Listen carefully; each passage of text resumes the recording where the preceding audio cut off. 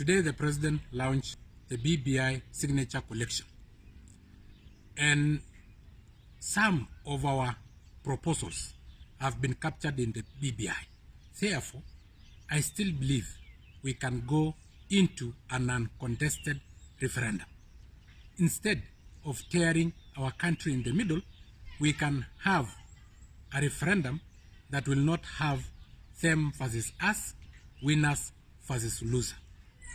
And approaching the sunset days of the handshake and eventually the death of the handshake, which may be in the middle of next year, then we'll usher in our 10-10 leadership mantra as Jubilee.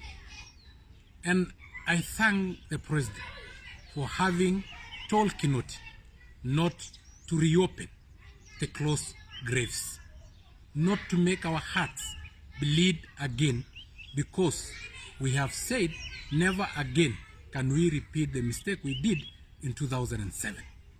And just like South Africa, which used Truth and Reconciliation Commission led by Desmond Tutu to bring all South Africans together, we also decided that our TGRC is the ballot box of 2013, where against vitisho kutoka kwa ulimwengu ya kwamba choices have consequences, we decided to elect the suspects as white smoke emanating from our heart and indicating to the world that Kenya is more united than ever.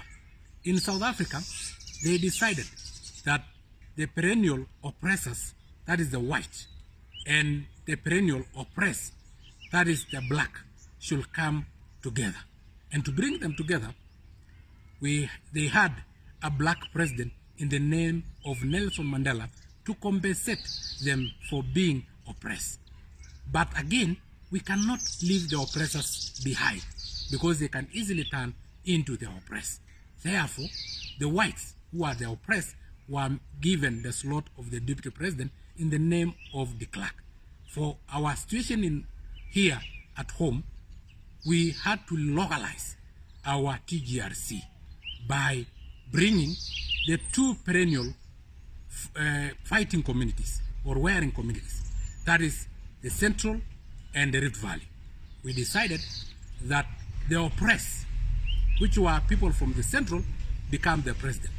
But again, so that the oppressor, that is people from Rift Valley, don't feel left out, they become the deputy president. Because in an arrangement of bringing people together, you can easily turn the oppressor,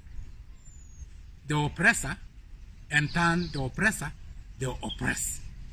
The hander can easily become the handed.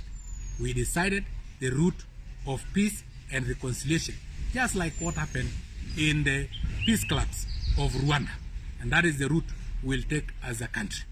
Be prepared now that we are starting a new dawn for a start of everything, including term limits of all the governors, and probably even a new term limit for the president, which will then mean that we will have in the ballot box of 2022 two presidential candidates, William Ruto and Uhuru. And since they will be missing a name of a single denominator of violence, just like in 2002, we will not have any violence. We'll have a very peaceful election and a very peaceful transition.